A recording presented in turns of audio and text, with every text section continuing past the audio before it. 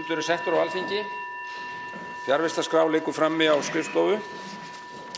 Forseti vill tilkynna að vegna bæði funda í þingflokkum og nefndum verður gert myndarlegt hádegishlé, það er að segja hlé á þessum fundi frá klukkan 12 til 2 í dag.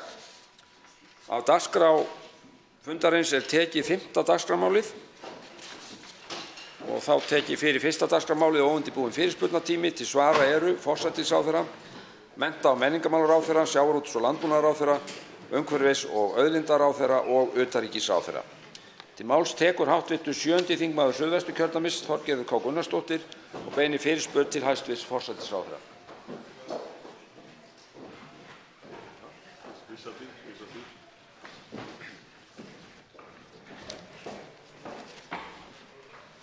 Herra forseti,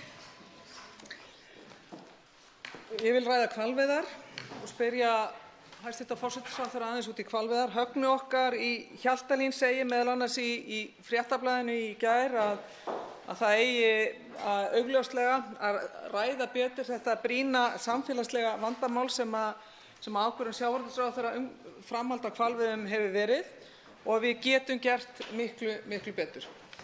Við vitum það líka að eftir að Lewis Hamilton ökuþórinn setti á sinni síðu ákveðin mótmæli varðandi þessum og undrun varðandi þessa ákvörðun sjávarútvegsráðherra, að þá hafa yfir 1 milljón manns horft á það og það er greinilegt að veröldin hvað þetta varðar er einhvern veginn miklu minni. Við getum ekki gert og ákveðið hluti í skjóli nætur eins og stundum hefur verið. Mig langar að spyrja hæstv. forsætisráðherra að þrennu. Hæstv. umhverfisráðherra vissi ekki af þessari ákvörðun. Það var ekkert samráð eða samtal greinilega með við þau orð hans varðandi þessa ákvörðun. Telur forsætisráðherra það vera ásættanleg og góð vinnubrögð? Í öðru lagi vil ég spyrja forsætisráðherra, telur hún veiðarnar vera sjálfbærar í sinni víðustu mynd, ekki bara út frá veiðiþoli, heldur líka telur hún veiðarnar vera efnahagslega sjálfbærar og telur hún þær vera heppilegar og sjálfbærar í samhengi við dýravernd og dýraverndunarsjónarmið? Og í þriðja lagi, ætlar forsætisráðherra að beita sér fyrir því að sjávarútvegsráðherra og landbúnaðarráðherra endurskoði þessa ákvörðun sína varðandi framhald hvalveiða til næstu 5 ára? Ég minni á það að Ísland verður þá eina ríkið í heiminum sem mun veiða næststærsta spendýr á jörðinni, langreið. Þannig að mig langar að spyrja forsætisráðherra þessara 3 spurninga og ég óska þess að fá svar við þeim öllum. Þá svarar hæstv. forsætisráðherra Katrín Jakobsdóttir óundirbúinni fyrirspurn.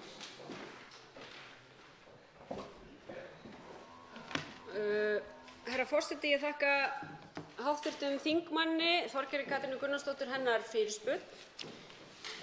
Í fyrsta lagi vil ég segja það að hv. þingmanni er auðvitað vel kunnugt þá skoðun mína að ég tel mikilvægt að það fari fram einhvers konar heildstætt mat á sjálfbærni hvalveiða.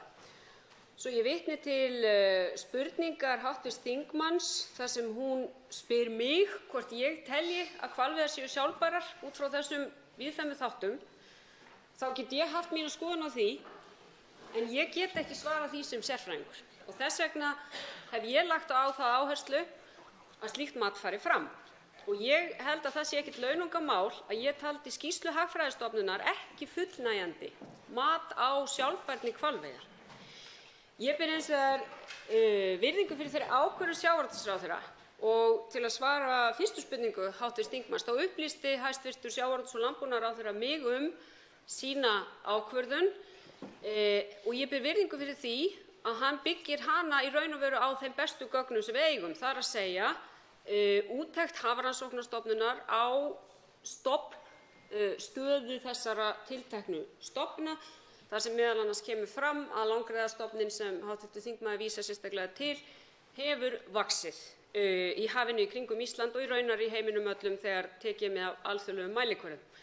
En tel ég þetta vera fullnægjandi mat á sjálfbærni? Nei, það get ég ekki talið vera.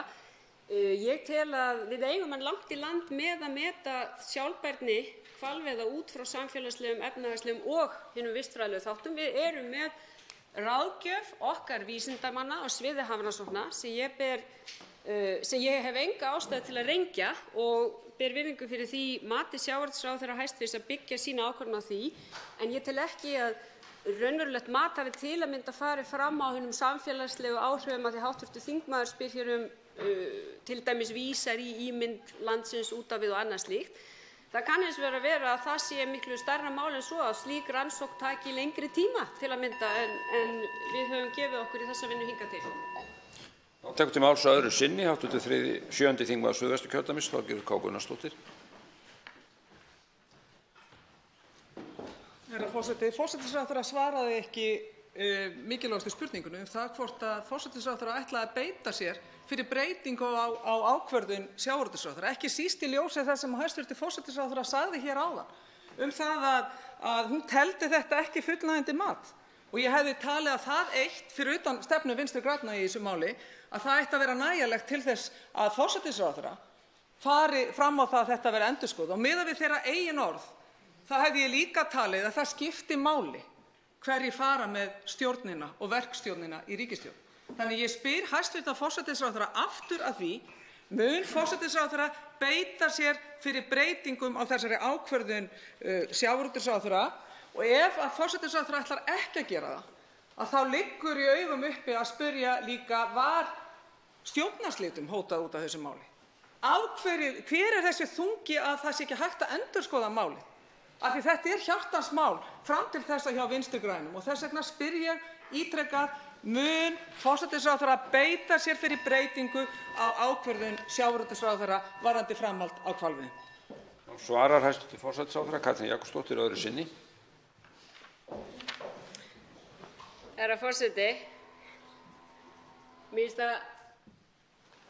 ætla að játa það, mér finnst það aðeins kúnstug spurning þegar spurt hvort stjórnarslitum hafi verið hótað.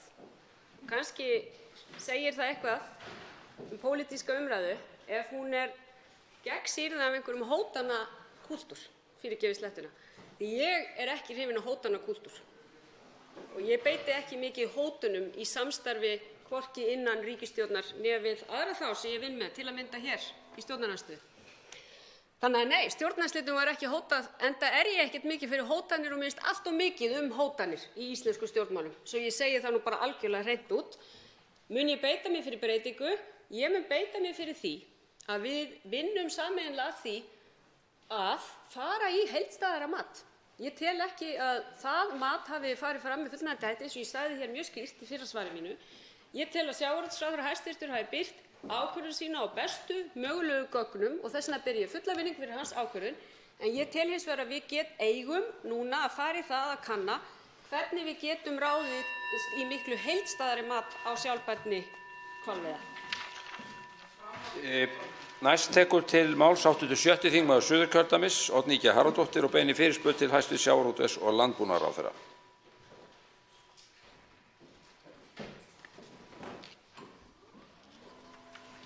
Herra forseti, ein af aðgerðum sem munu hafa úrslitaáhrif í baráttunni gegn hlýnun jarðar og súrnun sjávar eru breyttar neysluvenjur fólks. Stefna íslenskra stjórnvalda varðandi kolefnisspor matvæla á Íslandi vægast sagt óljós og ég vil biðja hæstv. landbúnaðarráðherra að upplýsa okkur hvað sé að gerast í þeim efnum hvað varðar innlenda grænmetisframleiðslu í samanburði við innflutt grænmeti. Svo árangur náist í baráttunni við hlýnun jarðar og súrnun sjávar dagljóst að til þess þarf vilja almennings til breytinga sem og pólitískan vilja og kjark stjórnvalda. Í Bandablaðinu frá því í fyrra kemur fram að samkvæmt úttekt sem Verkfræðistofa gerði fyrir Samband garðyrkjubænda kolefnisspor íslensks grænmetis allt niður í 26% af því sem innflutt grænmeti skilur eftir sig. Í áskornum blómum talan 18%. Að meðaltali helmingsmunur á losun íslenskri framleiðslu í hag.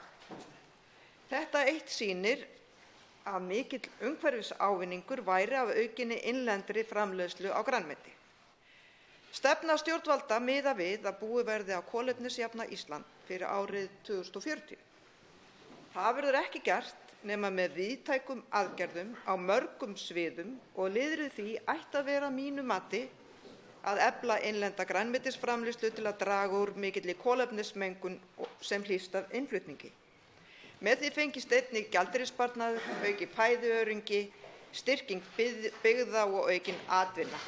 Er reiknað með aukinni innlendri grænmetisframleiðslu við endurskoðun áætlunar ríkisstjórnarinnar í loftslagsmálum? Þá svarar hæstv. Sjávarútvegs- og landbúnaðarráðherra Kristján Þór Júlíusson á undirbúinni fyrirspurn. Virðulegi forseti, ég þakka hv. þingmanni fyrirspurnina. Þetta er í rauninni tímamóta fyrirspurn því að það ber sérstaklega að fagna því að Samfylkingin sé þegar farin að tala núna um að efla innlenda framleiðslu. Það er fagnaðarefni þegar það hljóð kemur úr þeirri áttinni að menn séu að horfa til þess að styðja við með öflugri hætti heldur en við höfum hingað til gert við innlenda landbúnaðarstarfsemi. Og af því að hér var sérstaklega nefnt afskorin blóm þá minni ég hv. þingmann á það að hluta til sú framleiðsla hér innanlands vernduð með tollum á erlendan innflutning. Þannig að ég fagna því þegar að Samfylkingin slær þennan tón sem að hér ræður. Og ég tek undir það að það eru miklar breytingar á neysluvenjum að eiga sér stað og við erum núna að vinna í ákveðnum verkum því tengdu. Í fyrsta lagi vil ég nefna stefnu opinber innkaup á matvælum þar sem lagt út frá áherslum ríkisstjórnarinnar í loftslagsmálum meðal annars að það skuli stuðla að því að innkaup í opinberum mötuneyti skuli taka mið af kolefnisfótspori þeirra matvæla sem keypt eru inn. Þetta er í mótun. Við eigum von á því að fá fyrstu hugmyndir starfshópsins núna í apríl þar að lútandi. Við störtuðum þessu verki í fyrra haust og þarna eru mikil tækifæri. Sömuleiðis vil ég nefna matvælastefnu sem unnið hefur verið að í mínu ráðuneyti nú nokkurt skeið. Áætlanir voru uppi það að sú vinna skilaði tillögum í lok þessa árs en það hefur verið ákveðið að breikka út það verkefni og draga fleiri ráðuneyti að því og vinna það verk undir yfirstjórn forsætisráðherra og á þeim grunni verður miklu heildstæðari stefnumörkun unnin. Þannig á mörgum sviðum erum við að vinna í þessum efnum og það sem snýr að garðyrkjunni sérstaklega vil ég nefna hér að það stendur núna yfir endurskoðun búvörusamninganna og við höfum þegar lokið vinnu við endurskoðun sauðfjársamnings, væntanlegt frumvarp hér inn vegna þessa. Ég var í síðustu viku að fá í hendur álit samstarfsfólks varðandi nautgriparæktina og næsta verkefni er endurskoðun samnings um garðyrkju. Þá tekur til máls að öðru sinni hv. 7. þingmaður Suðurkjördæmis Oddný G. Harðardóttir. Herra forseti, ég er hrædd að hæstv. Ráðherra hafi eitthvað misskilið stefnu Samfylkingarinnar. Við höfum ekki verið á móti því að styrkja innlenda framleiðslu þó við höfum gagnrýnt á aðferð sem að stjórnvöld og þær leiðir sem að stjórnvöld hafa farið í þeim efnum. En telur hæstv. Ráðherra ekki nauðsynlegt út frá umhverfissjónarmiðum að ýta undir íslenskra grænmetisframleiðslu? Hefur hæstv. Ráðherra ekki velt fyrir sér hvernig það megi gera, hvort það megi setja styrki til að kaupa á betri búnaði, sparneyttari lýsingu, styrki til að hækka gróðurhúsin sem fyrir eru svo að afköstin verði meiri og svo framvegis og betra öryggi umgjörð varðandi styrki vegna raforkuflutninga. Og síðan er annað stórt vandamál sem ég held að hæstv. Ráðherra ætti að gefa gaum að íslenskir grænmetisbændur eru að eldast og það er ekki mikil nýliðun. Og hefur hæstv. Ráðherra velt fyrir sér hvernig megi byggja kynslóðabrú yfir til yngri bænda? Þá svarar hæstv. sjávarútvegs- og landbúnaðarráðherra Kristján Þór Júlíusson öðru sinni. Virðulegi forseti, já ég fagna því ef að grænmetisbændur eldast því að það ber vott bara það að þeir njóti sína góðu og hollu framleiðslu. Það er betra að þeir eldist heldur en að sleppi því. Það er bara þannig. Ég var vitni að því á ferð þingflokks Sjálfstæðisflokksins nú í kjördæmaauku þar sem við heimsóttum meðal annars allnokkur fyrirtæki á þessu sviði að þar hafa átt sér kynslóðaskipti, yngra fólk að taka við, ungir grænmetisbændur á með miklar hugmyndir, góð áform, að stækka sína framleiðslu og að taka stærri sneið, ef við getum sagt, af þessum markaði. Þannig að ég hef ekki orðið var við það að það sé miklir erfiðleikar í þessum efnum, en það sjálfsagt að líta til þess. Þegar hér eru nefndir styrkir til grænmetisframleiðenda á Íslandi, þá vil ég fyrst af öllu segja að það nokkur styrkur þar, að sjálfsagt að ræða möguleika á því með hvaða hætti unnt er að auka hann, en við erum líka og þurfum að minna þá á það að við höfum líka ákveðið regluverk ríkisstyrki EES. Það ekkert sama hvernig það gert. Og ég fagna öllum hugmyndum í þá veru með hvaða hætti hv. þingmaður sér það geta gerst og hvet hana til þess að koma þeim áformum eða þeim hugmyndum sínum á framfæri við ráðuneytið, og ég mun fúslega koma þeim á framfæri til samráðshópsins sem stendur í endurskoðun búvörusamninga þessar mundir. Þá tekur til máls hv. 11. þingmaður Reykjavíkurkjördæmis norður, Halldóra Mogensen, og beinir fyrirspurn til hæstv. sjávarútvegs- og landbúnaðarráðherra.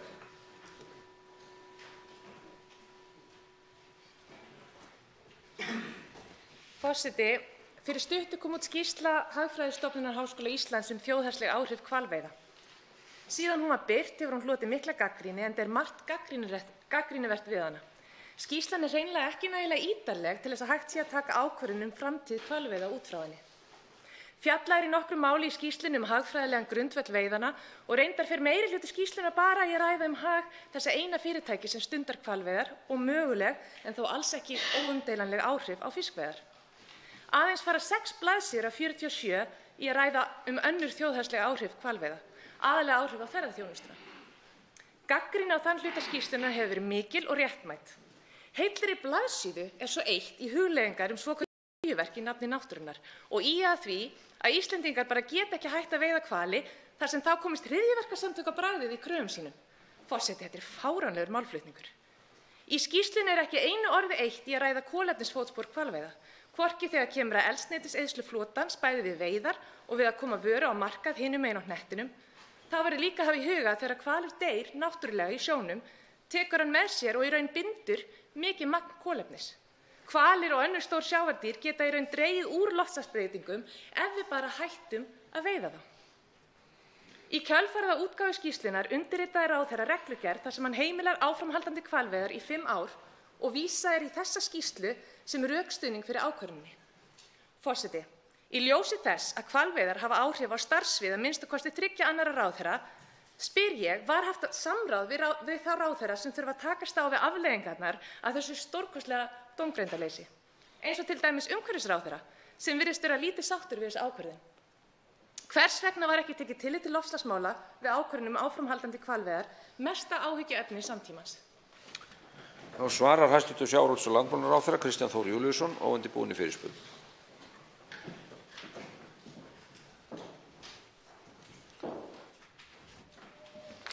Virðulegi forseti, ég þakka hv. þingmanni fyrirspurnina.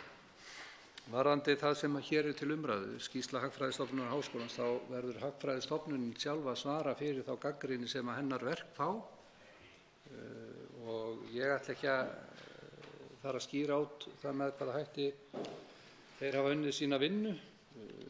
Besta gagnrýnin sem ég hef fengið og séð á þessa skýrslu Hagfræðistofnunar hvalveiðarnar birtist á Kjarnanum miðjan febrúar frá einstakling sem lýsir sig yfir listan hvalveiði andstæðing og fer ágætlega í gegnum þetta verk og ég hvet hv. þingmann til þess að kynna sér þá umsögn sem þar er. Nei, þetta er maður sem vinnur hjá fyrirtæki sem heitir Economics og birti greiningu sína á Kjarnanum og fer ágætlega í gegnum það sem þarna verið að gera og ég held að sé bara þörf lausning fyrir alla að fara í gegnum þetta. Varðandi hvalveiðarnar sjálfar og hvernig það unnið, ég birti það fyrir lifandis löngu á síðasta ári með hvaða hætti ég hyggst vinna að því að taka þessa ákvörðun og það hefur ekkert verið launungarmál alla þennan tíma með hvaða hætti ég inni þetta, annars vegar að kalla eftir og fá ráðgjöf frá Hafrannsóknastofnun Íslands annars vegar og hins vegar að reyna að fá ráðgjöf frá Hagfræðistofnun Íslands sem ég held að flestir meti sem hlutlæga stofnun og hafi ekkert illt í hyggju innan gæsalappa og það sambærileg úttekt og var tekin og unnin árið 2010 þegar sú ákvörðun var tekin. Og á þessum grunni tek ég mína ákvörðun sem mér ber á grundvelli þeirra viðhorfa sem meðal annars koma fram í áliti sem Hagfræðistofnun Íslands skilaði mér 23. janúar og ég byggi þessa ákvörðun mína eins og ég margoft sagt á því að við nýtum auðlindir hafsins með sjálfbærum hætti.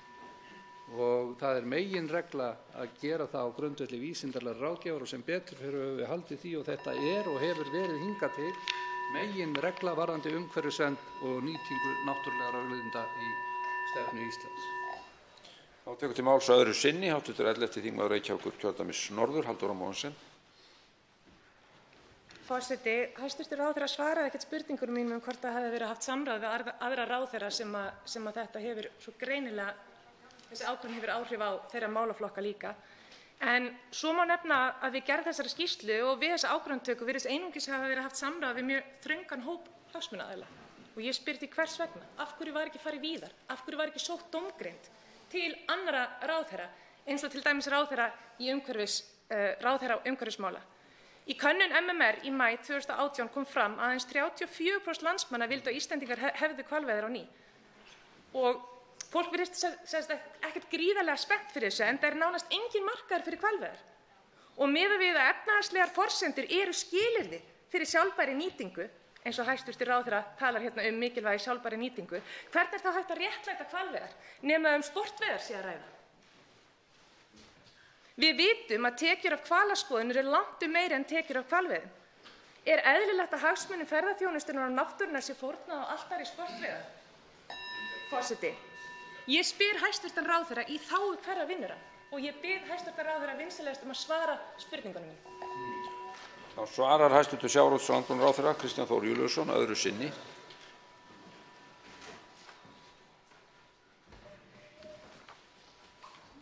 Virðulegi forseti, hér farið vítt hvert sækir maður dómgreind til annars fólks? Ég átta mig ekki á því með hvaða hætti hv. þingmaður ætlar sér að sækja dómgreind út fyrir eigin skynsemi. Maður aflar sér reynslu, aflar sér upplýsinga og dregur lærdóm af því og tekur ákvarðanir eftir atvikum. Það hef ég gert. Þetta verkefni sem heyrir til málefnasviðs sjávarútvegs- og landbúnaðarráðherra og ég hef greint frá því margoft með hvaða hætti þessi ákvörðun aðdragandinn að henni hefur verið og það hefur ekkert verið launungarmál hvorki innan ríkisstjórnar Íslands né út í samfélaginu. Ákvörðunina hins vegar tekur eitt ráðuneyti. Það bara þannig. Og ég hef ekki borið þetta með formlegum hætti undir einstaka ráðherra. Ég hef hins vegar átt viðræður við forystumenn ríkisstjórnarinnar eðlilega vegna þess hvernig málið vaxið og gerði þeim á öllum stigum málsins grein fyrir því með hvaða hætti ég inn í málið. Þá tekur til máls hv. 12. þingmaður Suðvesturkjördæmis Guðmundur Ingi Kristinsson og beinir fyrirspurn til hæstv. forsætisráðherra.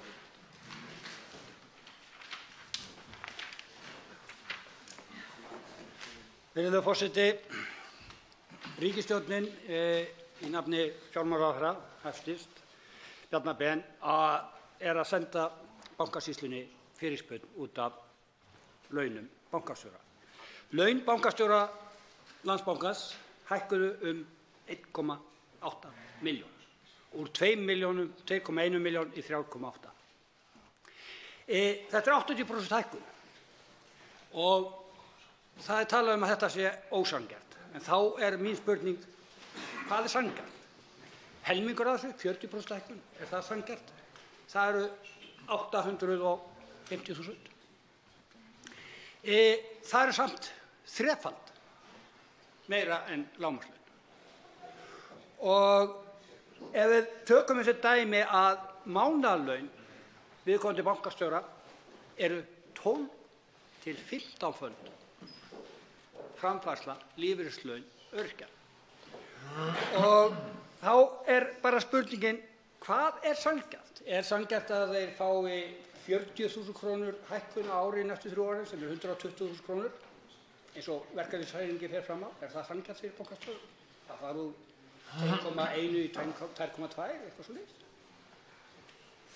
Við verðum að fara að finna það út vegna þess að kjör atvinnulausra, öryrkja og einstæðra foreldra eru það slæm að fátækt meðal barna hefur aukist. Fátækt börn á Íslandi eru orðin 10.000–12.000. Og ég spyr, hver er stefna ríkisstjórnarinnar í þessu? Í hálaunum bankastjóra og í því hvernig á að taka á því að það eru að aukast fátækt meðal barna, og þá spyr maður líka sig, hversu mörg börn eru þá þarna úti, ekki bara í fátækt, heldur sárafátækt. Nú svarar hæstv. Forsætisráðherra Katrín Jakobsdóttir óundirbúin í fyrirspurn.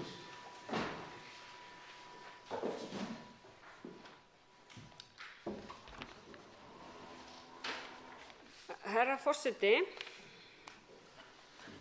hv. þingmaður spyr stórar spurningar.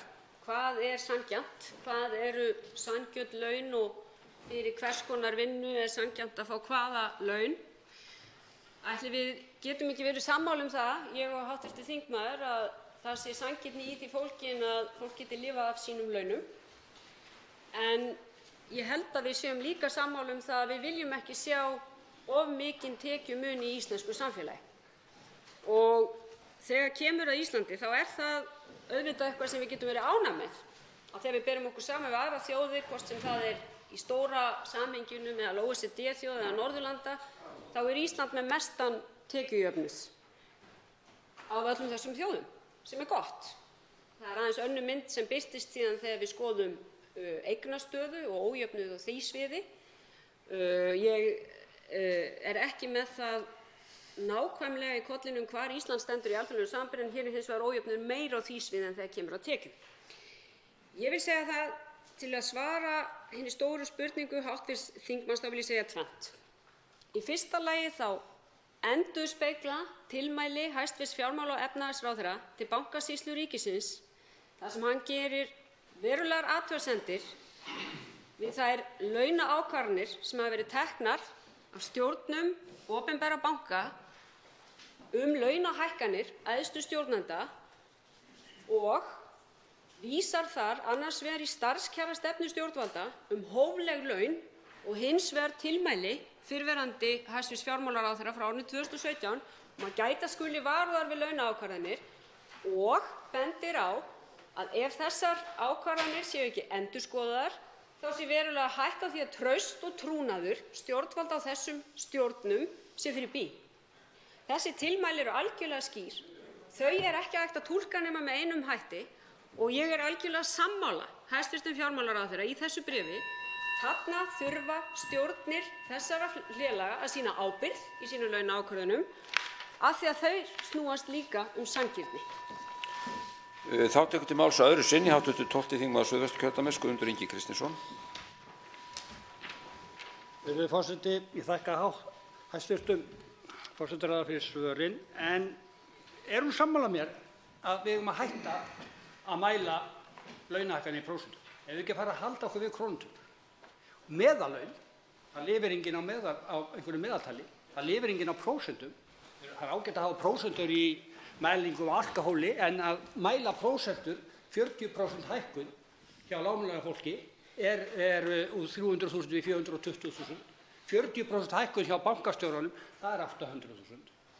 Er þetta sanngjarnt? Ég segi nei og ég held að við sé komið tími til að við sjáum til þess að þeir sem eru á lægstu launum og bótum að þeir geti lifað.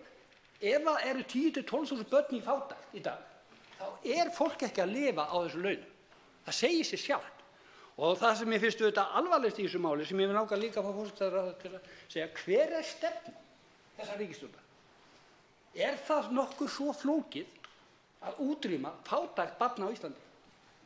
Ég tel bara að okkur beri skylda til þess að sjá til þess að það lifi enginn við fátækt.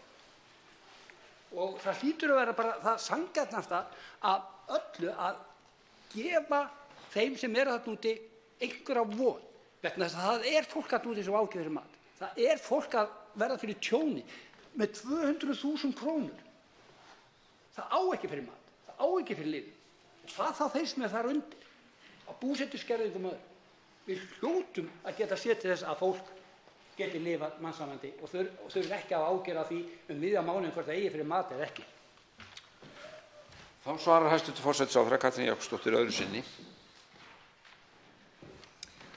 Herra forseti, þakka hv. þingmanni aftur fyrir og kem þá að mínu seinna atriði sem varðar sérstaklega stöðu barna. Þetta er nefnilega merkileg skýrsla sem var birt í gær stöðu og lífskjör íslenskra barna á árunum 2004–16. Það sem kemur líka fram í þeirri skýrslu að þær aðgerðir sem hefur verið gripið til núna á undanförnu 1,5 ári munu reynast mikilvægar til að snúa vörn í sókn í málefnum barna. Og þar er ég auðvitað sérstaklega að vísa til barnabóta en fram kemur í skýrslunni hjá skýrsluhöfundi að þó að rannsóknin sé til 2016 þá hafi verulega verið aukið við barnabætur á síðasta ári eða síðustu áramót og skerðingarhlutföllum breytt þannig að það nýtist fremur hinum tekjulægri í hópi foreldra sem er mikilvægt. Sömuleiðis er bent á í skýrslunni að greiðslur í fæðingarorlofi hafi verið hækkaðar en það nýtist ekki endilega lágtekjuhópunum. Skýrsluhöfundur nefnir þrennt sem er þess virði fyrir stjórnvöld að skoða sérstaklega til þess að bæta lífskjör barna. Lenging fæðingarorlofs er þar á meðal en það er á stefnuskrá núverandi ríkisstjórnar að grípa til þess því það þarf að brúa umönnunarbilið, það þarf að horfa til framtíðarstefnumótunar í barnabótum en síðan er ýmislegt sem við þurfum að vinna líka á sviði sveitarfélaganna og þar nefnir skýrsluhöfundur gjaldfrjálsar skólamáltíðir og niðurgreiðslu tómstundastarfs. Hvort tveggja mjög mikilvægt fyrir börnin í landinu. Þá tekur að lokum til máls hv. 10. þingmaður Reykjavíkurkjördæmis suður, Þorsteinn Sæmundsson og beinir fyrirspurn til hæstv. Forsætisráðherra. Herra forseti. Málefni Seðlabanka Íslands hafa verið nokkuð til umræðu að undanförnu og ekki á góðu einu. Í áliti umboðsmanns Alþingis frá því nú í janúar kemur fram eiginlega áfellisdómur yfir starfsemi Seðlabankans og hvernig hann hefur tekið á ákveðnu máli og ákveðnum málum. Og virtir lögmenn hafa látið hafa eftir sér að Seðlabankinn hafi farið á svig við lög að það blasi við úr áliti umboðsmanns. Það hefur líka komið fram að svo virðist sem seðlabankastjóri hafi haft hönd í bagga óbeðinn við álitsgerð sem að bankaráð er að vinna einmitt þessa háttsemi þar sem þarna hefur verið höfð uppi og 2 bankaráðsmenn allavega hafa sem sagt látið í ljós megna óánægju yfir vinnubrögðunum. Það hefur líka komið fram að svo kunna vera að Seðlabanki Íslands hafi skapað bótaskyldu með framferði sínu. Og því vil ég spyrja hæstv. Forsætisráðherra hvaða augum hún lítur þessa háttsemi sem Seðlabankinn hefur haft uppi og þessa ítrekuðu, vil ég segja, vanvirðingu sem að seðlabankastjóri hefur bæði sýnt lögum og bankaráðinu sjálfu og telur forsætisráðherra hæstvirtur að seðlabankastjóri og hans helstu meðreiðarsveinar eigi að bera ábyrgð eða axla ábyrgð á þessu framferði sem hefur komið fram hérna í þessu máli og þá hvernig hefur forsætisráðherra gert upp hug sinn varðandi það hvort að rétt sé að þessi hópur í heild eða seðlabankastjóri sjálfur láti af störfum vegna þessara mála. Þá svarar hæstv. Forsætisráðherra Katrín Jakobsdóttir óundirbúinni fyrirspurn.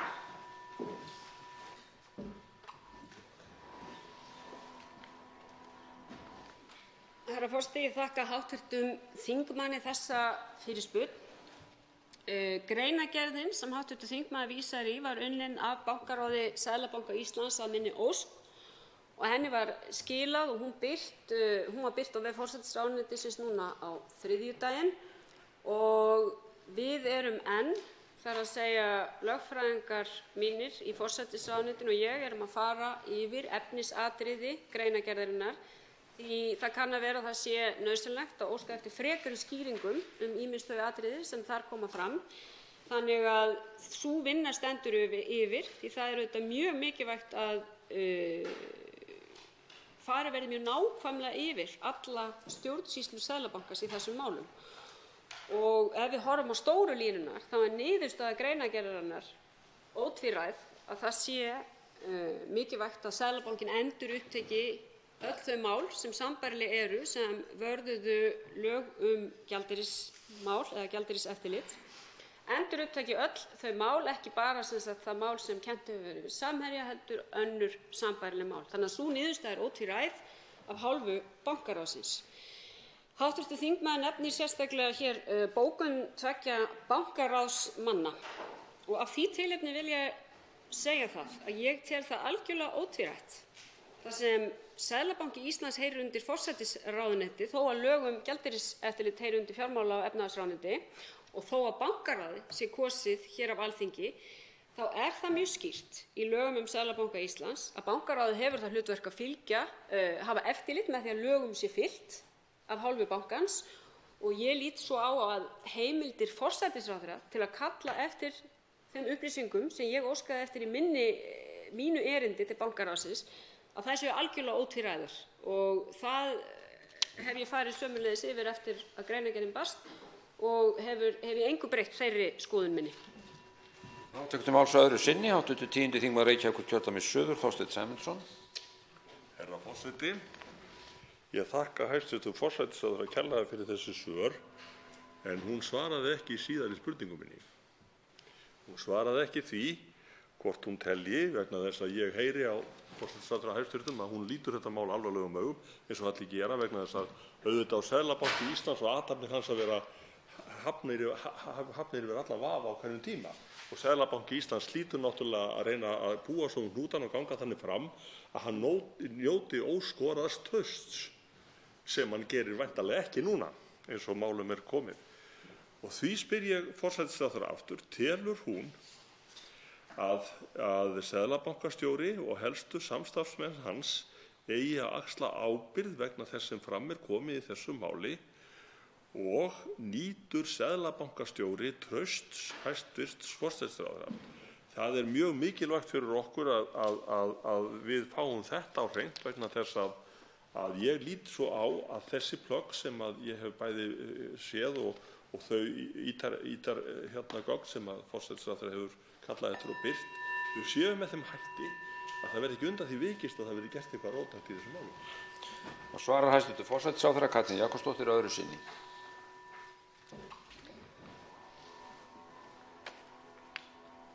Herra forseti, ég lít þetta mál alvarlegum augum og ég tel að þarna hafi verið gerð mistök í starfsemi og stjórnsýslu Seðlabankans. Ég tel að greinargerðin sýni það með afgerandi hætti.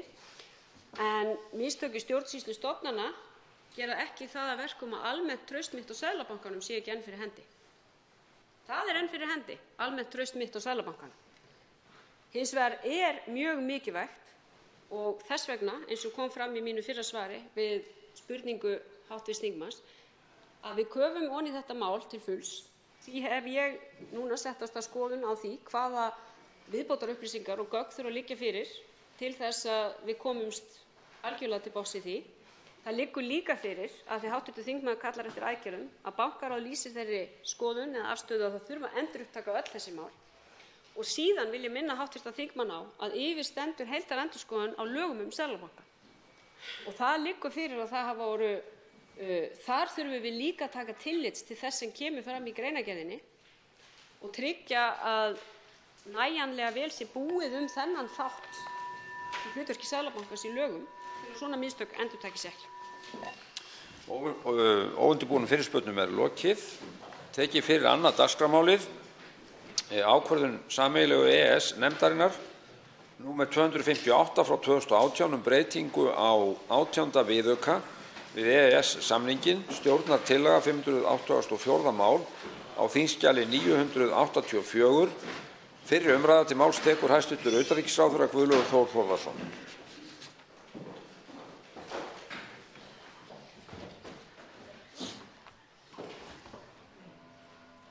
Virðulegi forseti. Með þessari þingsályktunartillögu er leitað heimildar Alþingis til að staðfesta fyrir Íslands hönd ákvörðun sameiginlegu EES-nefndarinnar 258/2018 sem mælir fyrir tilskipun Evrópuþingsins og ráðsins 2015/1794 verði felld inn í EES-samninginn.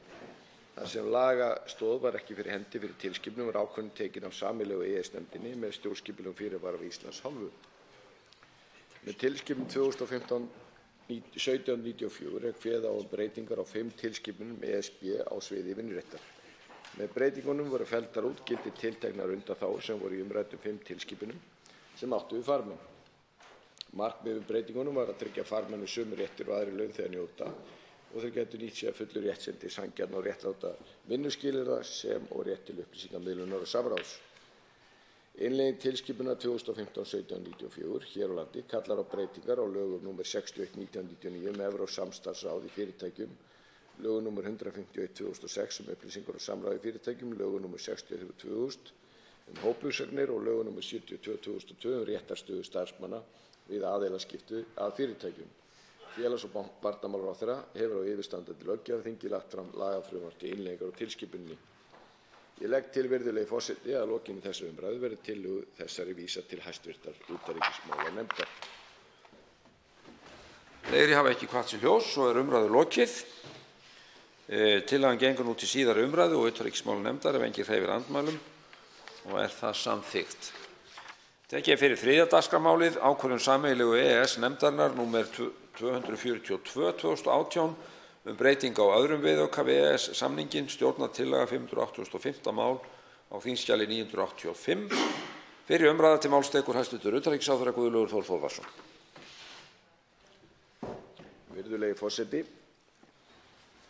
Með þessari þingsályktunartillögu er leitað heimildar Alþingis til að staðfesta fyrir Íslands hönd ákvörðun sameiginlegu EES-nefndarinnar nr. 242/2018 sem mælir að tilskipun Evrópuþingsins og ráðsins 2015/720 verði felld inn í EES-samninginn. Þar sem lagastoð var ekki fyrir hendi fyrir tilskipuninni var ákvörðun tekin af sameiginlegu EES-nefndinni með stjórnskipulegum fyrirvara af Íslands hálfu. Í tilskipun 2015/720 eru lagðar skyldur á aðildarríki Evrópusambandsins að minnka notkun á plastpokum sem eru þynnri en 0,05 mm en undir það falla bæði þunnir grænmetspokar og hefðbundnir innpokar úr plasti. Með tilskipuninni er stefnt að því að minnsta kosti öðru eftirfarandi markmiði verði náð. Annars vegar að notkun burðarpoka úr plasti sem falla undir tilskipunina verði ekki meiri en sem nemur 90 slíkum pokum á einstakling fyrir árslok 2019 og 40 slíkum pokum fyrir árslok 2025.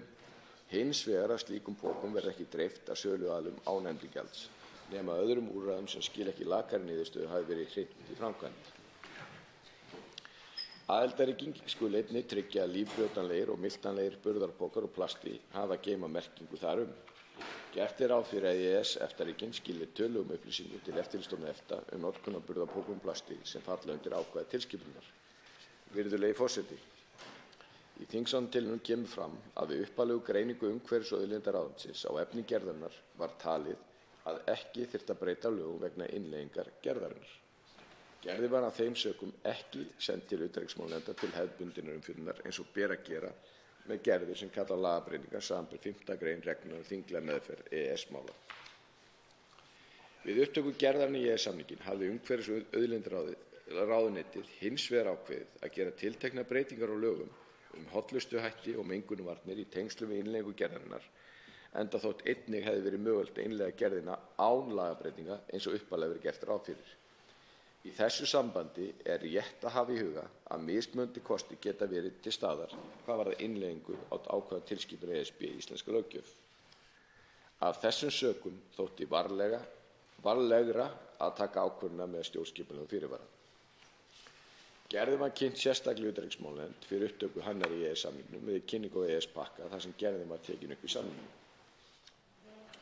Fyrirhugað er að innleiða ákvæði umræddrar tilskipunar með breytingar á lögum um hollustuhætti og mengunarvarnir. Nýverið mælti umhverfis- og auðlindaráðherra fyrir frumvarpi þess efnis og gekk málið til umhverfis- og samgöngunefndar. Ég vek athygli á því, virðulegi forseti, og vak athygli þingsins á því að í umræddu frumvarpi eru ákvæði sem ekki byggja beinlínis á skuldbindingum sem leiða af EES-tilskipuninni heldur ganga lengra. Þetta er fjallað í greinargerð umrædds frumvarps. Og ástæðan fyrir ég legg áherslu á þetta, virðulegi forseti, er ekki það að ég sé með einum hætti að mæla gegn því hvernig þetta er gert, heldur hins vegar skiptir mjög miklu máli í afgreiðslu þessara mála að við séum meðvitað það þegar að ráðherrar og ríkisstjórn ganga lengra heldur en viðkomandi tilskipun kveður á. Og vegna þess að það hefur borið á því, til dæmis í umræðum EES-samninginn, að það er verið að kenna EES-samningnum eitthvað sem eru ákvarðanir okkar sem hér á þjóðþinginu sitjum. Og það er mjög mikilvægt að við gerum greinarmun á því hvað við þurfum að gera út af þeim samningum sem er gert og þeim samningum sem við erum með út af Evrópska efnahagssvæðinu og það sem við ákveðum síðan að gera hér sjálf sem bara pólitískt ákvörðun íslenskra stjórnvalda. Þannig að virðulegi forseti, ég legg til að að lokinni þessari umræðu verði tillögu þessari vísað til hæstvirtrar utanríkismálanefndar. Fleiri hafa ekki hvert ljós og er umræðu lokið. Tillagan gengur nú til síðari umræðu og utanríkismálanefndar ef enginn hreyfir andmælum og er það samþykkt. Tekið er fyrir 4. dagskrármálið.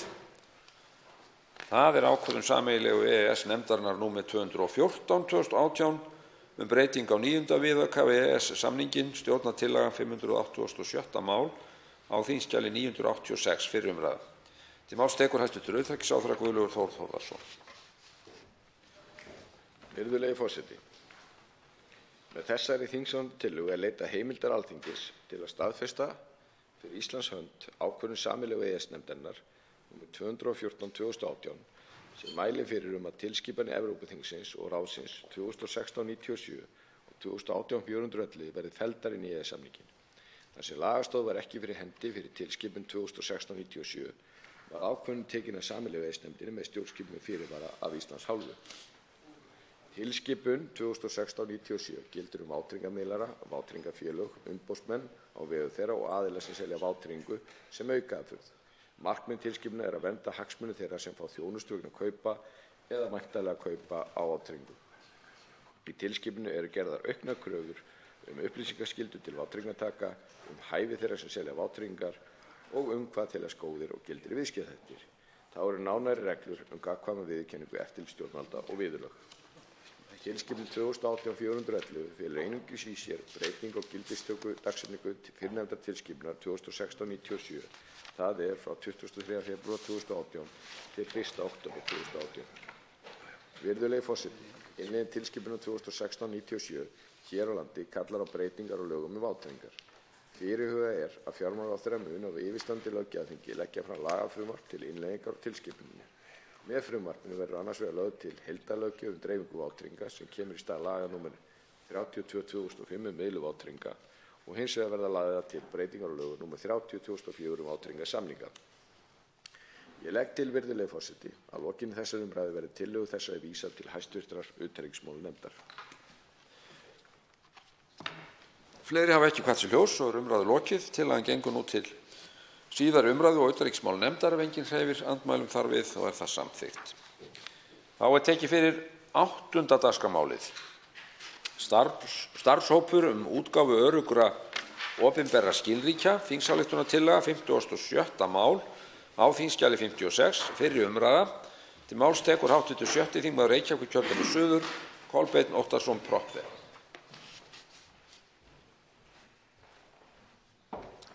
Forseti. Ég mæli hér fyrir tillögu til þingsályktunar starfshóp útgáfu öruggra opinberra skilríkja. Þingsályktunartillagan sjálf er stutt og hljóðar svo, með leyfi forseta. Alþingi ályktar að fela dómsmálaráðherra að skipa starfshóp sem gerir tillögur að útgáfu öruggra opinberra skilríkja og áætlun kostnað við að taka skilríkin í notkun. Í starfshópnum eiga sæti fulltrúar Þjóðskrár Íslands, Persónuverndar, ríkislögreglustjóra, Neytendastofu og Íslandsrótar, auk fulltrúa fjármála- og efnahagsráðuneytisins og dómsmálaráðuneytisins. Það taki starfshópurinn mið af því starfi sérfræðinga sem nú vinna að samhæfðum norrænum skilríkjum eða kennitölum á vegum norrænu ráðherranefndarinnar. Dómsmálaráðherra skipi formann starfshópsins.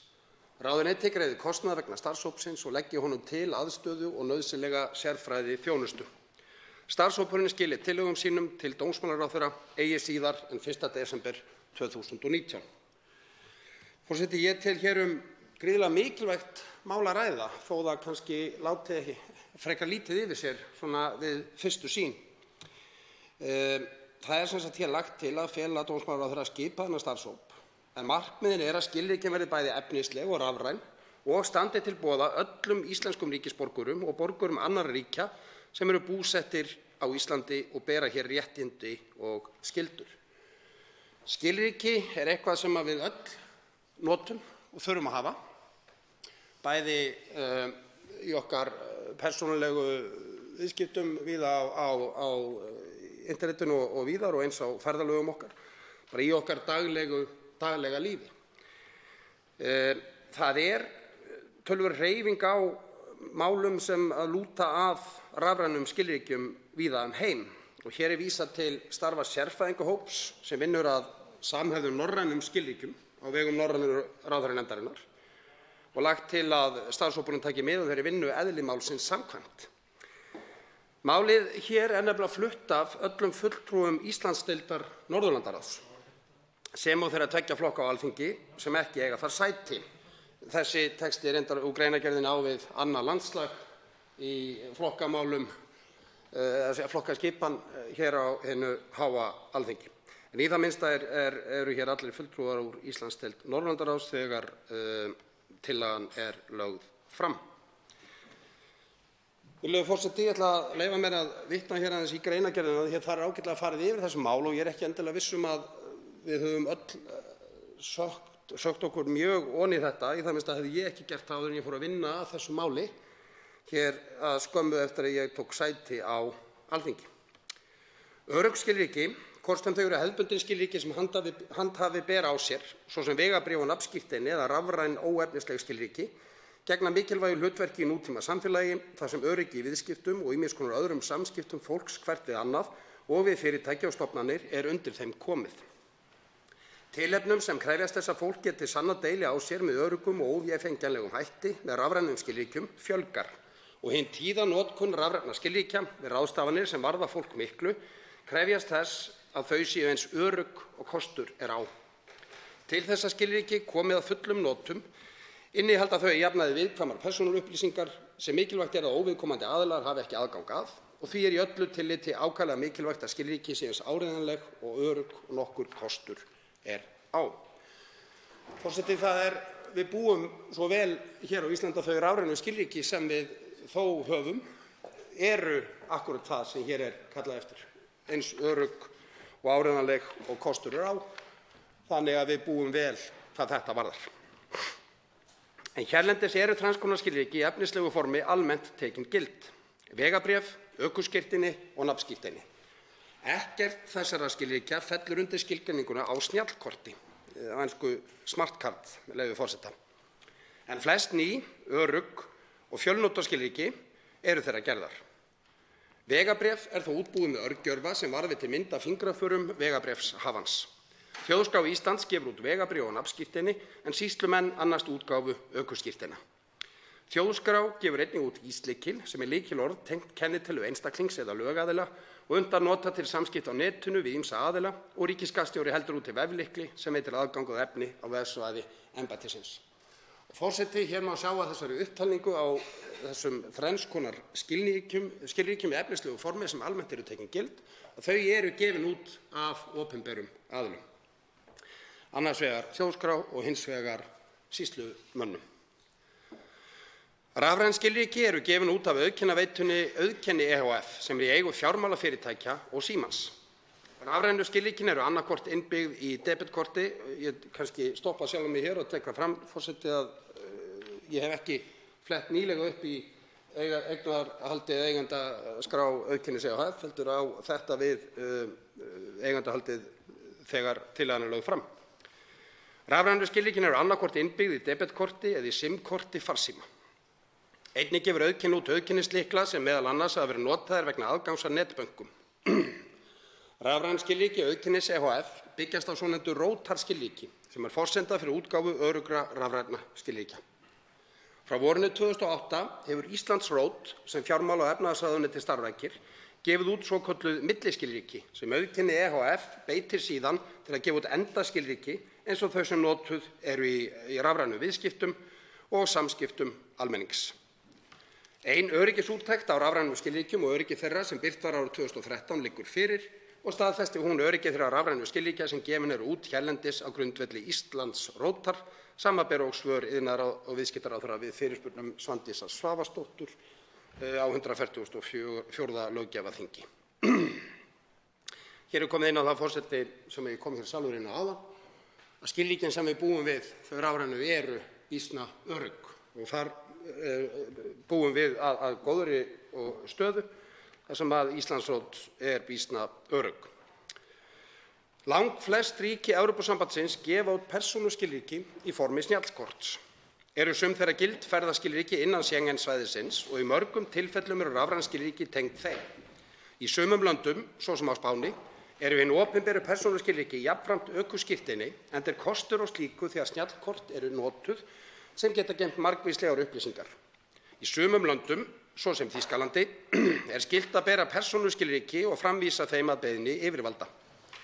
Útgáfu persónuskilríkja í Evrópusambandinu gildir, auk löggjafar aðildarríkjanna, reglugerð Evrópuþingsins og ráðsins með tilheyrandi númerum rafræna auðkenningu og traust þjónustu fyrir rafræn viðskipti á innri markaðnum og niðurfellingu á tilskipun 1999/93 EB.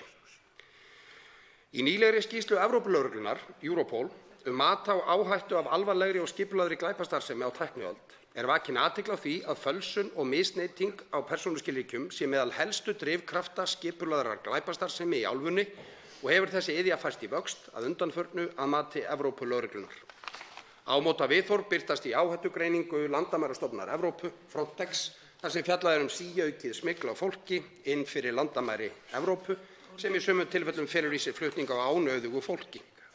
Brotastarfsemi af þessu tagi byggist jafnan á fölsuðum og stolnum skilríkjum og hefur magn þeirra í umferð aukist að undanförnu. Hér er, forseti, vísað í greinargerðinni í þær úttektir og skýrslur sem ég las hér upp. Mikilvægi öruggra skilríkja og auknar kröfur til öryggis þeirra hafa orðið mörgum ríkjum tilefni til að bæta útgáfu persónuskilríkja á undanförnum árum. Eistneska ríkið hóf til dæmis útgáfu fjölnota rafrænna skilríkja árið 2002 í tengslum við skilríkja á korti. Svíar hófu útgáfu skilríkja á snjallkorti árið 2005 og hafa þau verið í boði þar í landi síðan. Að hluta til byggðist ákvörðun sænskra stjórnvalda þessa skilríkjaútgáfu á því að bankar í landinu höfðu ekki fengist til að veita erlendum ríkisborgurum sem búsettir voru í Svíþjóð þau skilríki sem þessi fyrirtæki létu í té. Finnsk stjórnvöld hafa frá árinu 1990 gefið út skilríki sem bæði finnskir ríkisborgarar geta fengið og borgarar annarra ríkja sem búsettir eru í Finnlandi. Noregur er meðal þeirra ríkja sem nýlega hafa gert breytingar á útgáfu persónuskilríkja til að mæta vaxandi þörfum þau. Í júní 2015 samþykkti Stórþingið ný lög persónuskilríki, með leyfi forseta, Law on National Identity Kort, sem fela meðal annars í sér að lögreglan hefur fengið það hlutverk að gefa út örugg skilríki til norskra ríkisborgara og ríkisborgara annarra landa sem búsettir eru í Noregi og hafa það réttindi og bera skyldur gagnvart stjórnvöldum. Fram til þess að fyrrgreind lög voru sett höfðu bankar í Noregi séð útgáfu rafrænna skilríkja til viðskiptavina sinna, en forsvarsmenn þessara fyrirtækja gáfu stjórnvöldum til kynna að þeir teldu þessu verkefni betur fyrir komið hjá hinu opinbera, en það var stjórnsýsluverkefni að ræða. Þetta og fjölmargt fleira sem skilríkjaútgáfu varðar kom fram í ítarlegri greinargerð með frumvarpi til laga persónuskilríki sem lagt var fyrir Stórþingið. Ég hvet þingheim til að kynna sér þá greinargerð en í hana vísað í greinargerðinni með þessu máli. Á vegum norrænu ráðherranefndarinnar hefur verið unnið að því að koma á fót samhæfðum norrænum rafrænum skilríkjum eða kennitölum. Slíkt væri til mikils hagræðis fyrir íbúa Norðurlandanna og ryddi á braut margvíslegum stjórnsýsluhindrunum á milli Norðurlandanna. Norðurlandaráð hefur staðið fyrir umfangsmiklu starfi til að afnema stjórnsýsluhindranir á milli landanna. Útgáfa öruggra opinberra skilríkja myndi einfalda samræmingu og samhæfingu norrænna rafrænna skilríkja. Það er fólki mikilvægt að geta fengið örugg skilríki enda byggjast tækifæri til að nýta réttindi, njóta þjónustu og eiga í samskiptum á rafrænum miðlum að verulegu leyti á þeim. Þar sem skilríki geyma jafnan viðkvæmar persónuupplýsingar er áríðandi að gerðar séu fyllstu kröfur öryggi þeirra. Flutningsmenn þessarar þingsályktunartillögu telja tímabært að taka útgáfu skilríkja hér á landi til gagngerrar athugunar og endurskipuleggja hana með það að markmiði að hið opinbera annist útgáfu öruggra skilríkja, jafnt efnislegra sem rafrænna, og starfræki þá gagnabanka sem nauðsynlegir eru í þessu skyni, enda varðar þetta verkefni grundvallaröryggi borgaranna og á því ótvírætt heima hjá hinu opinbera. Forseti, eins og ég kom fram á upphafi máls míns hefur þetta mál verið lagt hér áður fram á 3 öðrum löggjafarþingum. Miður hefur það ekki náð fram að ganga. Ég vona innilega að breyting verði á því núna. Því að þetta er mál sem snertir okkur öll. Við öll notum skilríki. Það er allt á fleygiferð í þessum málum. Ég hef vísað hér og í greinargerðinni er vísað til Evrópusambandsins, það er vísað til Norðurlanda, það er vísað til Eistlands og væri hægt að hafa þann lista mun lengri. Þegar við lifum í síkvikum heimi, þar sem að fleiri aðgerðir sem áður voru í efnislegu formi eru núna komnar yfir í hinn rafræna heim. Það á einnig við skilríki. Því miður höfum við ekki sest að mínu viti almennilega yfir þetta og skoða hvernig við viljum hafa þetta fyrirkomulag hjá okkur, hvernig við viljum taka þátt í nútímanum hvað þetta varðar. Hið opinbera gefur þegar út þrenns konar skilríki eins og ég kom inn á. Það er ekkert samræmi í því að efnisleg skilríki séu gefin út af hinu opinbera en óefnisleg skilríki þau séu í höndum einhverra annarra.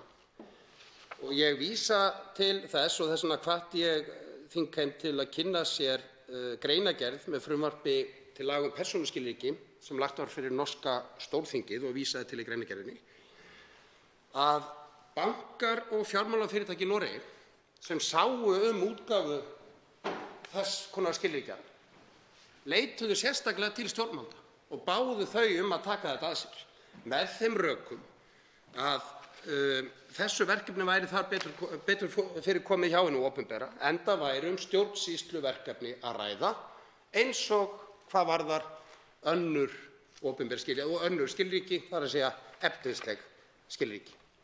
Það er því ákveðið samræmi í því að öll útgáfa opinberra skilríkja sé á hendi hins opinbera.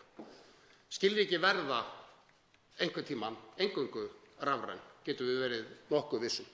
Þau eru orðin það einhver leyti í dag og einhver leyti er það samhæft að þau sem eru efnislegu eru einnig líka rafræn með skjaldkortum og það er eðlilegt að hið opinbera koma að þessu, ekki síst vegna þess að innan Norðurlandaráðs og víðar er unnið að slíkum hugmyndum. Ég hef átt fundi akkúrat þessi mál innan Norðurlandaráðs þar sem verið er að vinna að þessu og ég hef líka átt fundi með fulltrúum Evrópusambandsins í Brussel þessi mál og það er verið að huga að samræmingu í þessu sem að best fer fram á vegum hins opinbera. Forseti, hér er ályktað að skipa starfshóp til að gera tillögur þessu mál. Ég vona innilega að þingheimur vinni vel að þessu máli og komi því áfram, því eins og ég hef hér sagt áður, þá er þetta mál sem snertir okkur öll. Ég legg til að því verði vísað til meðferðar hjá tilhlýðandi nefnd. Fleiri hafa ekki kvatt sér hljóðs og er umræðu lokið. Tillagan gengur nú til síðari umræðu og allsherjar- og menntamálanefndar ef enginn hreyfir andmælum. Það er samþykkt. Tekið er fyrir 9. dagskrármálið minning þeirra Íslendinga sem fórust í seinni heimsstyrjöldinni, þingsályktunartillaga mál 83 á þingskjali 83 fyrir umræða. Til máls tekur hv. 10. þingmaður Suðvesturkjördæmis Óli Björn Kárason.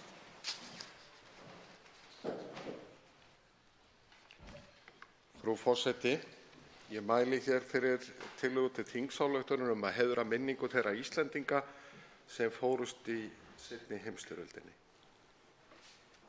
Við erum 24 hv. þingmenn sem stöndum að þessari þingsályktunartillögu eins og kemur fram í þingskjali númer 83. En þingsályktunin hljóðar svo: Alþingi ályktar að fela ríkisstjórninni að setja fram áætlun að heiðra á varanlegan hátt minningu þeirra Íslendinga sem fórust í seinni heimsstyrjöldinni. Ríkisstjórnin hafi samráð við sérfræðinga við gerð áætlunarinnar sem verði borin undir Alþingi í formi þingsályktunartillögu eigi síðar en apríl 2019. Í greinargerð sem fylgir tillögunni kemur fram að hún var lögð hér fram á 145. löggjafarþingi en hlaut ekki afgreiðslu. Hún lögð hér fram lítið breytt. Þrátt fyrir herleysi Íslands fóru Íslendingar ekki varhluta af því mannfalli sem átök seinni heimsstyrjaldarinnar höfðu í för með sér. Siglingar voru landinu lífsnauðsyn því að flytja þurfti afurðir landsins út og byrgja landið að hvers kyns nauðsynjum á stríðsárunum. Þá jókst verðmæti og mikilvægi útflutning sjávarafurða gríðarlega. Jafnframt leiddi herseta Breta og síðar Bandaríkjamanna til þess að íslensk skip voru að einhverju leyti þjónustu þeirra og skiptu miklu máli í baráttunni fyrir frelsi Evrópu og heimsins alls. Mikilvægi íslenska skipaflotans fólst ekki síst í flutningi og afurðum landsins. Siglingar á hafsvæðinu í kringum Ísland voru því tíðar, má rekja megnið af mannsfalli Íslendinga á stríðsárunum til árekstra og árása á íslenska skipaflotan þótt nokkur íslensk skip hafi farist langt frá Íslandsströndum. Við Íslendingar og bandamenn allir stöndum í þakkarskuld við þá sem lögðu líf sitt að veði í þessum siglingum fullkomlega meðvitaðir áhættuna. Fórnir þeirra sem fórust voru miklar og löngu tímabært að heiðra minningu þeirra varanlega líkt og lagt til í þessari þingsályktunartillögu. Fyrir liggja heimildir þann fjölda Íslendinga sem lést á stríðsárunum þótt heildartalan ráðist nokkuð af því hvað álitið flokkast undir fall af völdum stríðsátaka. Í sömu tilfellum skortir upplýsingar ástæður þess að skip fórust. Þó liggja fyrir tilgátur sérfræðinga sem hafa rannsakað þessa sögu og skráð heimildir. Má þá nefna Þór Whitehead sem gaf út ritið Ísland í hers höndum árið 2002. Gunnar M. Magnús tók sama virkið í norðri sem var endurútgefið með breytingum og viðbótum árið 1984 af Helga Haukssyni. Þar yfirlit yfir alla Íslendinga sem létust af stríðsvöldum. Af þessum heimildum að álykta að í það minnsta 153 Íslendingar hafi látist vegna árás á skip sem þeir voru á eða árekstra skipana við Tundurdufl. Að ræða íslensk skip og erlend skip sem höfðu íslenska skipsverja borð. Þetta 0,13% af íbúafjölda hér á landi miðað við manntal í lok ársins 1940. Þessu til viðbótar fórust 58 á 2 skipum, Sviðu og Max Pemberton, sem líkur standa til að hafi tengst árekstrum við Tundurdufl. Einnig gert ráð fyrir þeim sem féllu á Íslandi á stríðsárunum fyrir hendi bandarískra hermanna. Heildarfjöldi Íslendinga sem féll af völdum stríðsátaka var því 211 eða 0,17% af íbúafjölda landsins í lok árs 1940. Það áhugavert að skoða þessar tölur í samanburði við hlutfallslegt mannfall annarra þjóða. Lauslega tölur til samanburðar sýna að sem hlutfall af heildarfjölda íbúa þetta sambærilegt mannfalli Dana og mun meira en mannfall Svía. Bandaríkin misstu 0,2% af heildarfólksfjölda sínu í stríðinu, Kanada 0,4%, Bretland 0,7% og Frakkland 1,5%. Eins og áður hefur komið fram eru nokkuð góðar heimildir til þá Íslendinga sem féllu af völdum stríðsátaka. Þetta hefur þó ekki verið fullrannsakað og vera má að þessar tölur breytist eitthvað við frekari rannsóknir fræðimanna á skráðum orsökum dauðsfalla á þessum viðsjárverðu tímum. Í greinargerðinni síðan birtur listi Eftir árum nafnalisti yfir þá sem féllu á stríðsárunum og ekki tök á því að lesa hann hér upp þó það væri auðvitað við hæfi. En kannski vinnst tími til þess síðar.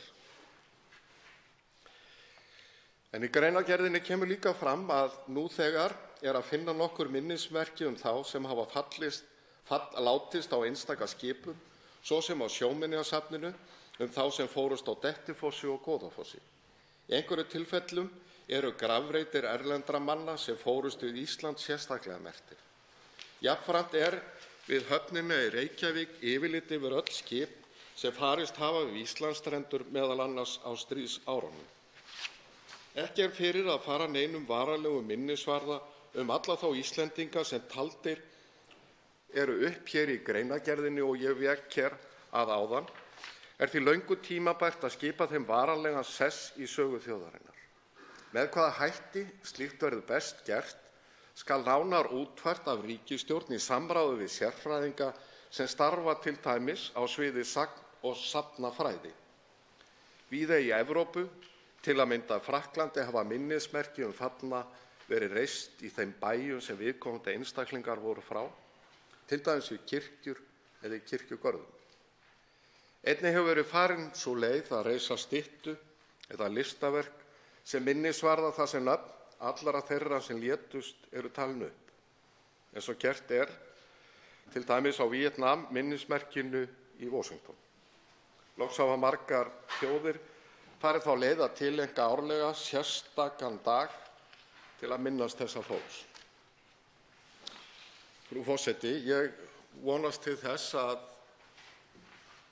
þessi þingsályktun sem nýtur víðtæks stuðnings þingmanna, enda standa að baki henni 24 hv. Þingmenn úr öllum flokkum, fái hér framgang á þessu ári. Mér finnst það við hæfi að við gerum það vegna þess að við stöndum auðvitað í þakkarskuld við þá sem féllu en ekki síður við fjölskyldur þessara manna og kvenna sem fórnuðu lífi sínu.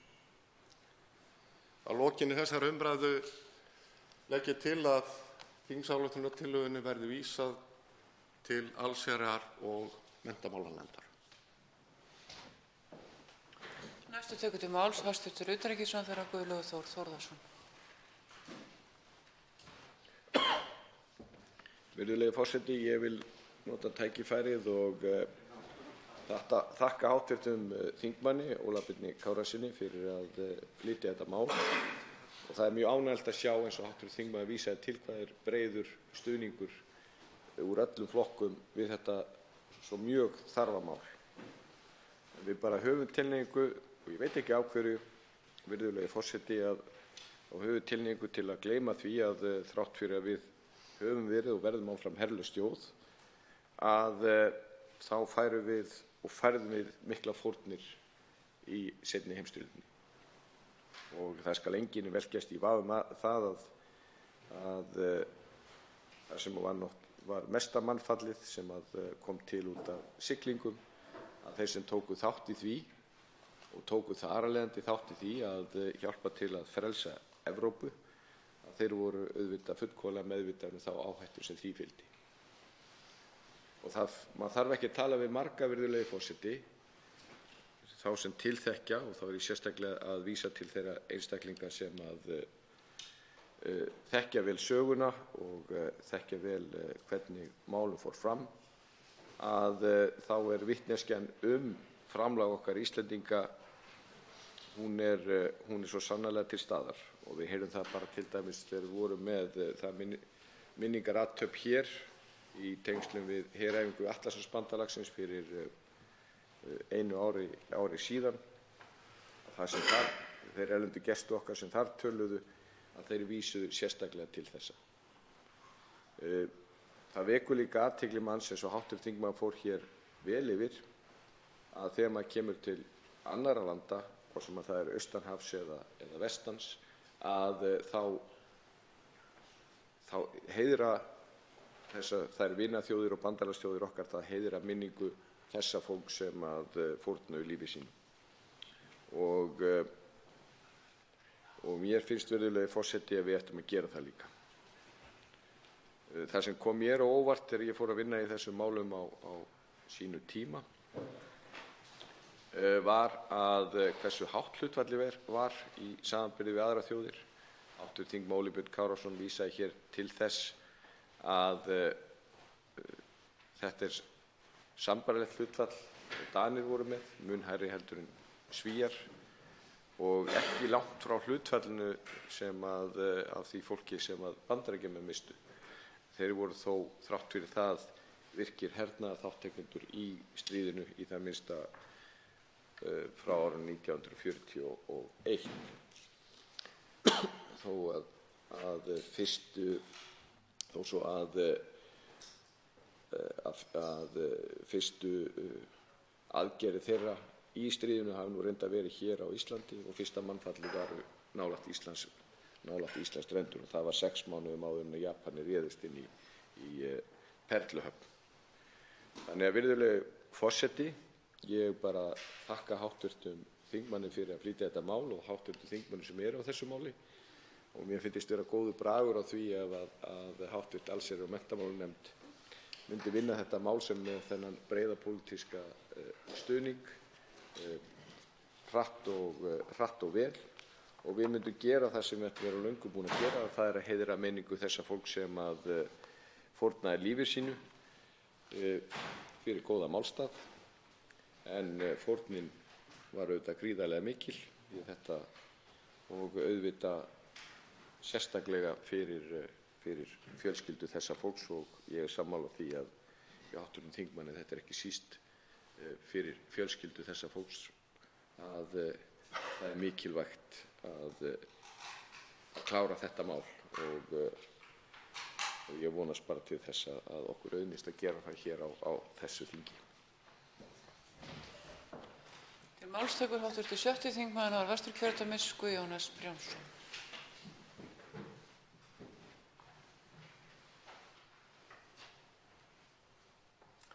Frú forseti, ég vil leyfa mér í upphafi að hrósa hv.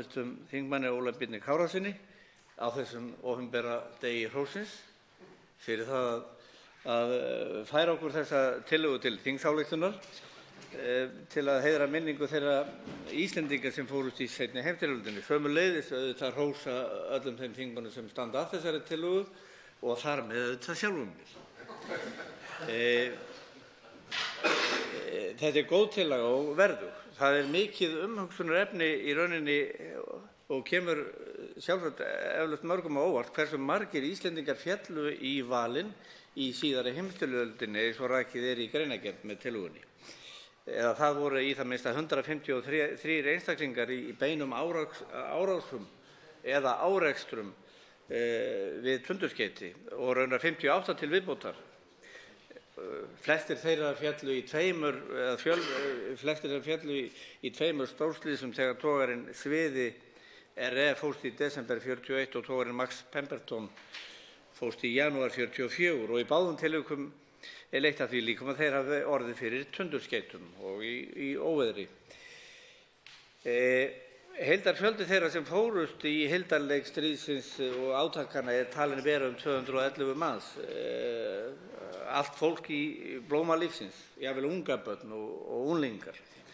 Þetta var raunar eins og fram hefur komið hátt hlutfall landsmanna miðað við aðrar þjóðir sem jafnvel tóku virkan þátt í átökunum. Þetta var þess vegna mikil blóðtaka fyrir fámenna þjóð. Meðal þeirra sem létu lífið í beinum tengslum við heimsófriðinn samkvæmt því sem fram kemur í ritverkinu Virkið í norður eftir Gunnar M. Magnús voru 8 konur, mæður, börn og ungt fólk, farþegar með skipunum Goðafossi og Dettifossi sem urðu fyrir tundurskeytum. Flestir sem létust á þessum voðatímum stríðsins voru þó sjómenn við störf sínum borð, urðu fyrir árásum eða lentu í árekstrum við tundurskeyti eins og fram kemur í greinargerðinni. Íslendingar eru auðvitað sjómenn í ríkum mæli að upplagi og þótt fleiri þættir teljist nú vera undirstöðu atvinnugreinar þá er þessi þáttur veigamikill og á sér djúpar rætur meðal landsmanna allra. Sjómannsblóðið ólgar í mörgum Íslendingum. 3 fiskiskip að vestan, af því að málið er mér nú skylt úr mínu Vestfjarðakjördæmi, norðvesturkjördæmi. Það voru línuveiðarinn Fróði IS og línuveiðarinn Pétursey voru bæði skotin á kaf sama daginn, 11. mars 1941. Auk þess var vélbátnum Hólmsteini IS grandað í maí sama ár. Samtals týndu 15 Vestfirðingar lífi sínu í þessum árásum og alls létust af stríðsvöldum hátt á 3. tug Vestfirðinga og fyrir utan þann fjölda Íslendinga sem bjuggu hér, þeir voru auðvitað flestir af Reykjavíkur eða suðvesturhorninu og Suðurnesjum og þá er þetta gríðarlega hátt hlutfall. Og þótt mörg byggðarlög hafi þurft að sjá á eftir mörgum sjómanninum í greipar hafsins í óveðrum og slysum í störfum sínum, þá var stríðið alveg sérstakt fyrirbæri sem til er tekið. Þessi byggðarlög sem byggðu allt á sjónum þekktu auðvitað það að þurfa að missa sjómenn í hafið í störfum sínum og við höfum og byggðarlögin gátu fengist við það og fengust við það í samheldni og reistu og hafa reist minnismerki látna sjómenn víða og sýna þeim virðingu á sinn hátt. En það er verðugt verkefni að heiðra minningu þeirra Íslendinga sem urðu fórnarlömb stríðsátakanna, reisa minnismerki af þessu tilefni eða gera það með öðrum hætti. Og það er auðvitað von okkar að það geti orðið til einhverjar viðvörunar og áminningar það hversu fávísleg leið það er mannkyninu að herja með þessum hætti hvert á annað og fórna mannslífum, ungu fólki sem átti ekkert annað í vændum en bjartari framtíð og batnandi hag með sinni þjóð. Til máls tekur hv. 3. þingmaður Suðurkjördæmis Birgir Þórarinsson.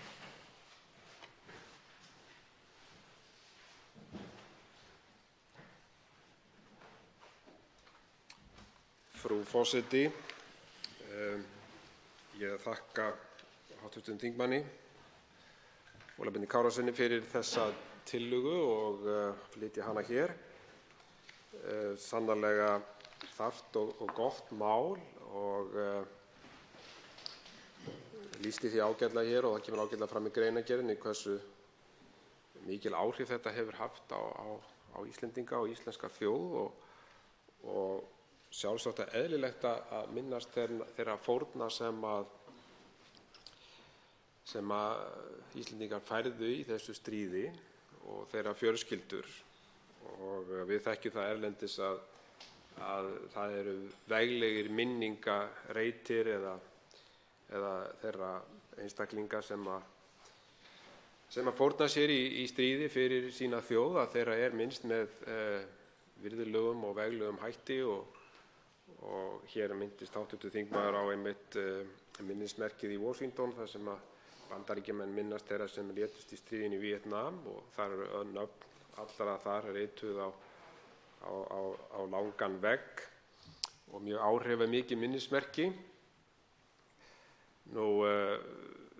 Þannig að ég fagna því að þessi tillaga komi fram. Þetta er mjög þarft og mikilvægt verkefni hvað það varðar að minnast þessa hörmunga sem gengu yfir Evrópu á þessum tíma og okkar fórnir í þeim efnum.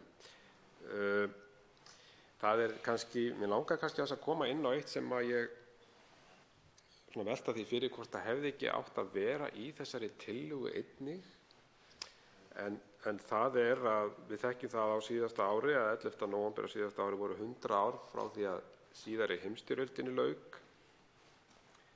og það var stríð sem stóð í 4 ár og var með eindæmum tilgangslaust, stríð sem kostaði 16 milljónir manna lífið og það vill svo til að það voru Vestur-Íslendingar sem börðust í því stríði og það var töluverður fjöldi af þeim ungir piltar fæddir á Íslandi og þarna voru þeir komnir skyndilega í skelfilegar aðstæður, það sem ekkert beið þeirra í raun og veru nema ískaldi dauðinn. Þeir upplifðu hræðilegt blóðbað og miklar þjáningar í skotgröfum þess tíma. Þannig að meðal annars eiturgassi var beitt. Og það er mjög áhrifaríkt bréf og einlæg til frá þessum tíma, frá þessum ungu Íslendingum, þegar þeir eru að rita bréf til sinna ástvina, þar sem þeir lýsa söknuði og ótta og einmanaleika. Mjög áhrifaríkt og þar sem þeir lýsa því hvernig stríð setur mannin í grimmd, heift og hatur og tekur burt mannúðina og alla sómatilfinningu. Sú mynd sem blasti við þessum ungu piltum og var skelfileg áður en þeir gengu út í opinn dauðann. Það var algjör trú manna að hvað fyrir heimsstyrjöldina varðar að hún myndi binda enda á öll stríð og að það stríð yrði öðrum víti til varnaðar í framtíðinni, en raunin varð allt önnur eins og við þekkjum. En svo ég víkja aðeins aftur að þessari tillögu að þá, eins og ég segi, þá hef ég svona, ég veist að við ættum að hugsa það hvort það ætti ekki einnig að minnast þessara ungu Íslendinga sem börðust í fyrri heimsstyrjöldinni með einhverjum hætti líka. Það eru upplýsingar til 1245 Vestur-Íslendinga sem tóku þátt í fyrri heimsstyrjöldinni. 989 þeirra börðust fyrir Kanadaher og 256 fyrir bandaríska her. Þar meðal annars frásagnir frá 14 vestur-íslenskum hjúkrunarkonum sem tóku þátt í þessu stríði og fórnuðu lífi sínu. Það var ritað minningarrit íslenskra hermanna, gengur undir því nafni frá 1914 til 18 í sem sagt fyrir heimsstyrjöldinni, þessi tóku þátt í fyrir heimsstyrjöldinni. Og þessi bók var gefin út í Winnipeg í Kanada árið 1923 og mjög fróðlegt rit. Það létust 144 Vestur-Íslendingar í fyrri heimsstyrjöldinni og þar var 1/3 þeirra fæddir á Íslandi. Í stríðinu öllu dóu 15 milljónir manna. Þannig að ég vildi svona vekja athygli á þessu, herra forseti. Mér finnst það tilhlýðilegt hér vegna þess að þetta mál er rætt hér núna síðari heimsstyrjöldina og minnast Íslendinga þar, sem að ég styð heils hugar og ég fagna þessari tillögu sérstaklega. Það eru margar góðar upplýsingar þar í þessari tillögu og við sjáum það að sjómenn hafa sérstaklega fórnað lífi sínu á þessum hörmungum, þessu stríði sem við þekkjum öll. En það er minna rætt síðari heimsstyrjöldina þó að þessi tímamót hafi verið á síðasta ári, 100 ár frá því að henni lauk, og 100 ár er nú langur tími, en í raun og veru ef við hugsum tilbaka þá er hann stuttur og ótrúlegt að þetta unga fólk sem var hér á Íslandi og fluttist vestur í leit að betra lífi, fylltist þjóðerniskennd og vildi standa með sínu nýja heimalandi en fór svo út í eitthvað sem að fáir áttu afturkvæmt eftir. Og eins og ég segi, það held ég að sé svona tilhlýðilegt að við minnumst þeirra með einhverjum hætti. Það má þá vera kannski aðskilið mál, en ég þótti rétt að minnast á þetta. Þessi bók sem ég nefndi, það fjallar rækilega um líf og örlög þessara Vestur-Íslendinga sem tóku þátt í síðari heimsstyrjöldinni sem ég nefndi. En að öðru leyti þakka ég fyrir þessa tillögu og svona vil hvetja héðan úr þessum ræðustól til þess að það verði skoðað hvort það sé ekki rétt að minnast með einhverjum hætti þeirra ungu Íslendinga sem tóku þátt í fyrri heimsstyrjöldinni. Fleiri hafa ekki kvað sér hljóðs og umræðu lokið. Tillagan gengur nú til síðari umræðu allsherjar- og menntamálanefndar ef enginn hefur andmælum. Það er samþykkt. Nú verður fundi frestað og hlé gert á fundi til klukkan 14 til klukkan 2. Fundi er frestað.